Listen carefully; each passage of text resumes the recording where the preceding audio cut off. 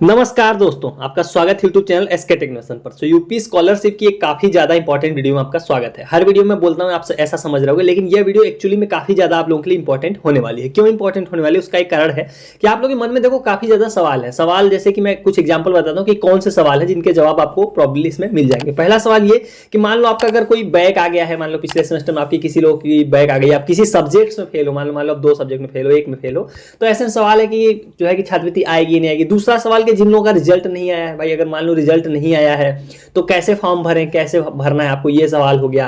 फिर कुछ लोगों के सवाल है कि सर बैंक पासबुक में मेरा नाम ये है और उसमें नाम मेरा अलग है, तो क्या पैसा आएगा नहीं आएगा, ऐसे करके।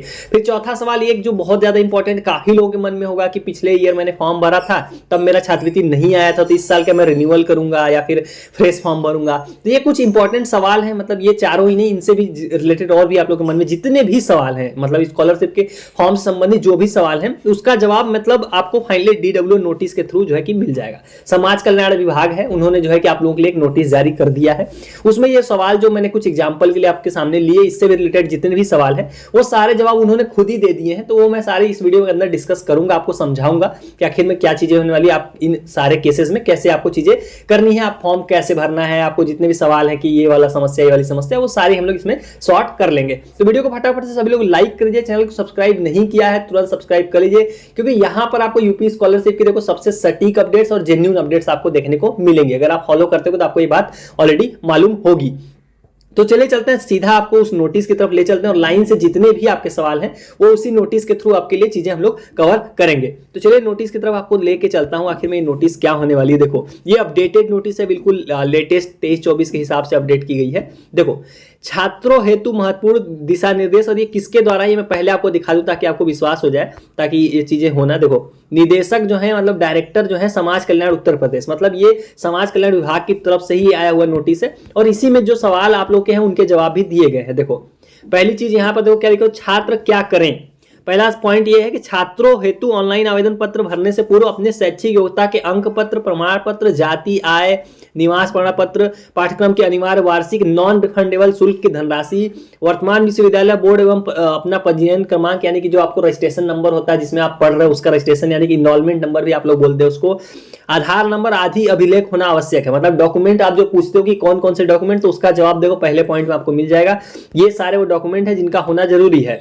दूसरी चीज कि हाई स्कूल अंक पत्र एवं प्रमाण पत्र में अंकित नाम, पिता का नाम, लिंग व जन्म तिथि, उसी तरह आधार कार्ड में भी होना। ये मैंने आपको बहुत पहले बताया था कि आपका जो मार्कशीट है हाई स्कूल वाली, वो बहुत इंपॉर्टेंट डॉक्यूमेंट है।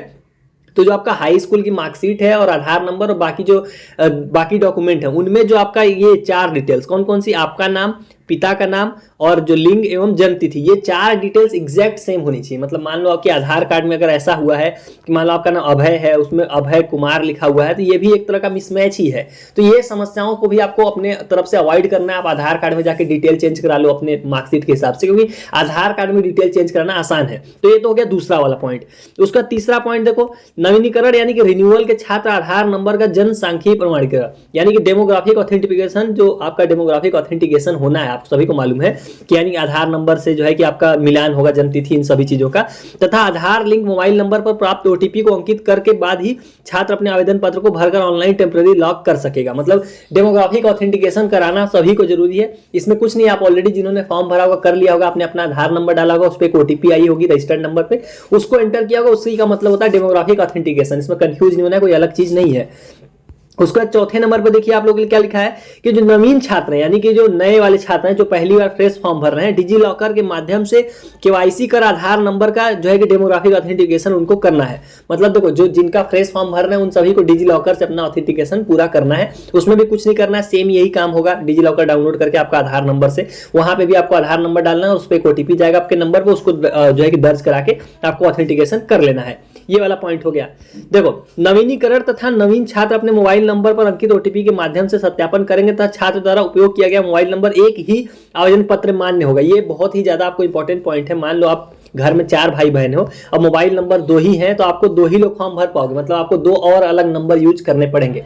आप अपने रिश्तेदारों का यूज कर सकते हो, इन्होंने एक न्यूज के थ्रू भी बताया। मतलब इनका ये कहना है कि आप एक मोबाइल नंबर को 2 अलग अलग फॉर्म में इस्तेमाल नहीं कर सकते हो। एक फॉर्म अगर आप भरे हो, मान लो अपने अपना भर लिया अपने मोबाइल नंबर से, अगर अपने भाई बहन का भरना तो उनको दूसरा मोबाइल नंबर लगेगा, सेम मोबाइल नंबर से नहीं भर सकते हो, ये यहाँ पर इन्होंने क्लियर कट कर दिया। तो इसका आपको सोल्यूशन सिंपल है कि अपनी आप रिश्तेदारी में या कहीं किसी और का नंबर यूज कर लो, उस नंबर पे कुछ नहीं होगा, खास छोटे बहुत एसएमएस ही आएंगे, अपडेट्स ही आएंगे, तो उसमें कोई दिक्कत नहीं, बस आपको ओटीपी चाहिए, इसलिए दूसरा मोबाइल नंबर अपने पड़ोसी का भी, मतलब पड़ोसी तो नहीं कहूंगा मैं, रिश्तेदारों का यूज करना ज्यादा सही रहेगा। तो आप एक नंबर से एक ही लोग फॉर्म भर सकते हैं। ये हो गया अगला वाला पॉइंट। उसके बाद देखो एक और बहुत इंपॉर्टेंट पॉइंट कि आधार नंबर से सीडेड बैंक खाता एवं एनपीसीआई से मैपिंग अनिवार्य है, जो कि मैं बहुत बार बता चुका हूं कि आपका जो आधार कैसे, मैंने ये आप चेक कैसे कर सकते हैं ऑनलाइन, ये भी मैंने कल किया, परसों की वीडियो में बता दिया था कि ऑनलाइन आपको चेक कर लेना है आपका जो बैंक है उसमें एनपीसीआई एक्टिव होनी चाहिए। इसको आप ऑनलाइन चेक कर सकते हो, नहीं है तो जाके बैंक पे करा लेना है। देखो लिखा है कि सीडिंग न होने पर छात्र का आवेदन पत्र पूर्ण नहीं हो सकेगा, इस कार्य को संबंधित बैंक शाखा से अनिवार्य रूप से कराएं, अन्यथा की स्थिति में ट्रांजैक्शन फेल होने की संभावना रहेगी। वित्तीय वर्ष 23-24 यानी जिसमें हम लोग अभी हैं, तो 23-24 में छात्रवृत्ति का भुगतान आधार नंबर से सीडेड बैंक खाते में ही होगा। मतलब जो भुगतान होना है, देखो बैंक में आपका जो ये वाला पॉइंट है एनपीसीआई मैपिंग होना, ये बहुत ज्यादा जरूरी है। मतलब अगर एक बार आवेदन फॉर्म में अगर आप बैंक की डिटेल गलत भी भर देते हो ना, तो भी मैं कह सकता हूँ उतनी ज्यादा आपके लिए इस बार दिक्कत नहीं होगी, क्योंकि इस बार जो पेमेंट करेंगे वो सीधा सीधा आपके जो है कि एनपीसीआई के हिसाब से करेंगे। मतलब उस पे जिस बैंक खाते में आपका एनपीसीआई मैपिंग होगा तो उसमें डायरेक्ट स्कॉलरशिप का अमाउंट चला जाएगा। तो एनपीसीआई मैपिंग बहुत ज्यादा जरूरी है, सब लोग ऑनलाइन चेक करो, अगर एक्टिव नहीं है तुरंत एक्टिव करा लो, क्योंकि इस बार पेमेंट देखो इन्होंने साफ बोल दिया 23-24 की पेमेंट उसी हिसाब से लोग करेंगे। मतलब आपका आधार नंबर लोग डालेंगे, उससे जो बैंक खाता जुड़ा होगा सीधा उसमें पैसा चला जाएगा। तो ये तो हो गया ये वाला। उसके बाद देखो छात्र अपने आधार सीडेड बैंक खाते को संचालित रखें, न्यूनतम बैलेंस बनाए रखें एवं खाते में धनराशि आने की अधिकतम लिमिट न लगी था। हर 3 महीने में बैंक खाते में ट्रांजैक्शन अवश्य करें। मतलब आप जो बैंक अकाउंट दे रहे हो जिसमें एनपीसीआई मैपिंग है, वो आपका खाता जो है एक्टिव होना चाहिए। ऐसा नहीं होना चाहिए भाई उसमें कोई ट्रांजैक्शन की लिमिट हो कि मैक्सिमम अमाउंट इतना ही आ सकता है, और साथ में उसमें न्यूनतम बैलेंस का भी कोई सीमा न लगाओ कि भाई न्यूनतम बैलेंस 1000 मेंटेन करना और आपने कम मेंटेन किया उसकी वजह से बैंक ने कोई आपका खाता जो है कि रोक रखा है, कुछ फ्रीज कर रखा है। तो ये चीजें भी आपको ध्यान रखनी है। उसके बाद देखो जो इंपॉर्टेंट पॉइंट है वो आपको मैं दिखाता हूं। देखो पहली चीज तो देखो मान लो आपने फॉर्म भरा, अब देखो यहाँ पर मैं ये वाले पॉइंट 2 स्किप कर रहा हूँ। अगर आप ये पूरा नोटिस पढ़ना चाहते हो तो ये आपको टेलीग्राम चैनल पर मिल जाएगा, वहां पर मैं डाल दूंगा, वहां पे आप पढ़ सकते हो सारे पॉइंट। इंपॉर्टेंट पॉइंट मैं डिस्कस करूंगा क्योंकि बहुत ज्यादा बड़ी हो जाएगी वीडियो, अभी काफी ज्यादा इंपॉर्टेंट पॉइंट जो है कि इसमें आपको ध्यान देने हैं। देखो एक जो इंपॉर्टेंट पॉइंट ये है कि आप लोग फॉर्म मान लो भरा, आपने कोई गलती हो गई तो आप गलती कैसे सही कर सकते हो। 2 तरीके होते हैं, एक तो अभी सही कर लो, दूसरा है करेक्शन के टाइम पे सही करना पड़ेगा। देखो यहाँ पर उसका जवाब भी इन्होंने लिखा है कि आवेदन पत्र सबमिट करने के उपरांत 3 दिन बाद, मतलब अगर आप आवेदन पत्र आपको मालूम फाइनल सबमिट करने के 3 दिन बाद हार्ड कॉपी आपको मिलती है। यदि आवेदन पत्र में जाति, आय, निवास प्रमाण पत्र क्रमांक एवं आवेदन क्रमांक, हाई स्कूल इंटरमीडिएट के रोल नंबर में कोई त्रुटि होगी, मतलब अगर इन चीजों जो यहाँ पर लिखी हुई है, ये यहाँ से लेकर ये चीजें अगर आपकी इनमें से कोई अगर गलत कर दिया आपने, मान लो फॉर्म में गलत करके फाइनल सबमिट भी कर दिया है लेकिन हार्ड कॉपी नहीं निकली है, तो ऐसे केस में इन 3 दिनों के अंदर अंदर जो है कि आपके लॉगिन पर ये गलतियां ऑलरेडी दिखाई जाएंगी। उसके बाद आप दोबारा से सही कर सकते हो। देखो यहाँ लिखा है ना कि आवेदन के रोल नंबर में अगर कोई त्रुटि हुई तो उसे 3 दिनों में आपकी लॉगिन पर प्रदर्शित किया जाएगा। सही करने के उपरांत, मान लो आपने सही कर दिया, आवेदन सही करने के उपरांत ही आवेदन पत्र शिक्षण संस्थान को सबमिट करने हेतु फाइनल प्रिंट ले एवं संस्थान से आवेदन पत्र जमा कराने की पावती अवश्य ले। मतलब देखो ये क्या बोल रहे हैं कि मान लो अगर आपने फॉर्म भर दिया, फाइनल सबमिट भी कर दिया, तो आपको मालूम है 3 दिन में हार्ड कॉपी निकलती है। तो उन 3 दिनों के दौरान अगर आपके फॉर्म में इन चीजों, मतलब कौन कौन से जाति हो गया, आय हो गया, या फिर आपका आवेदन क्रमांक हो गया यानी कि रोल नंबर हो गया, आय में आपकी कोई गलती हो गई है, या फिर हाई स्कूल या इंटरमीडिएट के रोल नंबर में कोई गलती हो गई है, तो ये सारी चीजें आप लॉगिन पे दोबारा सही कर सकते हो और फिर फाइनल सबमिट करके हार्ड कॉपी आपको निकाल के कॉलेज में अपने जमा कर देनी है।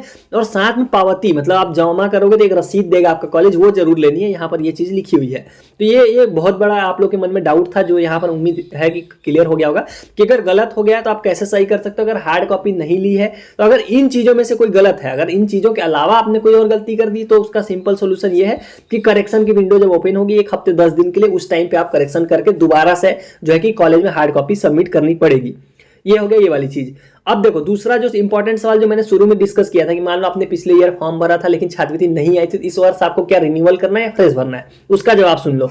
देखो छात्र प्रथम वर्ष में धनराशि न मिलने पर भी, मतलब मान लो आपकी छात्रवृत्ति नहीं मिली पर भी पूर्व आवेदन पत्र का अगली कक्षा में नवीनीकरण ही करें। मतलब आपको रिन्यूअल ही करना है, फ्रेश नहीं भरना है। मतलब मान लो आपकी पिछले साल की कारणवश से छात्रवृत्ति नहीं मिली या कुछ भी हुआ होगा, अगर आपने एक बार आवेदन भर दिया तो आपको दूसरी बार से सिर्फ रिन्यूअल ही करना है, आपको फ्रेश फॉर्म नहीं भरना, क्योंकि डिटेल ऑनलाइन है, वो सारी उनके पास ऑलरेडी है। देखो लिखा है ना कि अगर ऐसा हुआ भी है तो आपको नवीनीकरण ही करना है।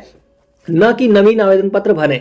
छात्रों का नवीनीकरण के हेतु आवेदन पत्र की कुछ अनिवार्य प्रविष्टियों को ही भरना, जिसमें विगत परीक्षा के प्राप्तांक, पूर्णांक, वर्तमान पाठ्यक्रम प्रवेश की तिथि, ये सारी चीजें जो है कि भरनी है। ये सारी चीजें जो है कि आपको भर के अपना रिन्यूअल करना है, अगर आपका पिछली बार छात्रवृत्ति भी नहीं आया था तभी भी। तो ये तो हो गया ये वाली बात। उसके बाद देखो एक और इंपॉर्टेंट पॉइंट यहाँ पर, अब एक और इंपॉर्टेंट पॉइंट क्या है कि मान लो आप में से बहुत सारे लोग हैं जिनका रिजल्ट नहीं आया, मान लो आपका रिजल्ट नहीं आया तो आप फॉर्म कैसे भर सकते हो। देखो नवीनीकरण के छात्र अपने आवेदन पत्र में पास प्रोटेड मार्क्स के साथ ही अपने प्राप्तांक भरे। परीक्षा परिणाम न निकलने की दशा, मान लो आपका रिजल्ट नहीं आया तो रिजल्ट नॉट एट डिक्लेयर्ड, एक ऑप्शन आपको दिखाई देगा वहां पर, ये वाला रिजल्ट नॉट डिक्लेयर्ड जो मैं आपको बताता भी हूँ कमेंट में, ये वाला ऑप्शन के साथ आवेदन कर सकते हैं। लेकिन संदेहास्पद डेटा को सही करने की समयावधि में परीक्षा परिणाम न निकलने तथा छात्र द्वारा आवेदन पत्र में परीक्षा परिणाम भरकर संस्थान से पुनः अग्रसारित न कराने की दशा में रिजेक्ट माना जाएगा। मतलब ये बोल रहे हैं कि अगर आपका रिजल्ट नहीं आया तो अभी आप फॉर्म भर दो, आपके पास एक ऑप्शन होगा रिजल्ट नॉट एट डिक्लेयर्ड, इसको सिलेक्ट करके फॉर्म भर दो। लेकिन जब ये लोग सस्पेक्ट डेटा यानी करेक्शन के टाइम पे विंडो ओपन करेंगे तो उस टाइम तक आपका रिजल्ट आ जाना चाहिए। रिजल्ट आ चुका होगा तो आपको रिजल्ट दोबारा अपडेट करना है और दोबारा से आपका फॉर्म आपके कॉलेज से फॉरवर्ड होगा। तो जिनका रिजल्ट नहीं है उनको इस तरह से फॉर्म भरना है। तो ये वाली चीज हो गई। उसके बाद देखो एक और इंपॉर्टेंट चीज जो आप लोगों के मन में आ रही थी वो क्या है। देखो यहाँ पर वो सारी चीजें लिखी हुई हैं कि आपको गलतियां क्या नहीं करनी है, कौन सी गलतियां नहीं करनी है। देखो यहाँ पर छात्र क्या न करें करके लिखा है। किसी शिक्षण संस्थान में आपको अपने आप से ही जमा करना है आपका जो भी डॉक्यूमेंट है। किसी दूसरे आवेदन पत्र में उपयोग किए गए मोबाइल नंबर का पुनः प्रयोग करने पर छात्र का फाइनल प्रिंट मान्य नहीं होगा। मतलब अगर आप में से किसी लोगों ने अगर ऐसा करना चाह रहे हो कि एक मोबाइल नंबर से 2 लोग फॉर्म भरना चाह रहे हो तो भर तो दोगे, लेकिन इन्होंने देखो क्या कह दिया है कि इसका जो है कि फाइनल प्रिंट मान्य नहीं होगा। मतलब ये लोग रिजेक्ट कर देंगे उस फॉर्म को अगर आपने एक मोबाइल नंबर 2 फॉर्म में इस्तेमाल कर लिया है। तो ये तो हो गया ये वाला सवाल जो आपके मन में जो है कि डाउट था। दूसरा कि अनुत्तीर्ण यानी कि फेल छात्र किसी भी दशा में छात्रवृत्ति हेतु आवेदन ना करें। अब देखो ये बहुत बड़ा आप लोग के मन में सवाल है कि जिनकी बैक है या फेल है उनको फॉर्म भर सकते हैं नहीं। तो ये वाला सेक्शन आपके लिए बड़ा इंपॉर्टेंट है। देखो मैं आपको क्लियर समझाता हूँ कि फेल होना और बैक लगना दो अलग अलग चीजें हैं। मतलब मान लो एक तरफ फेल है एक तरफ बैक है।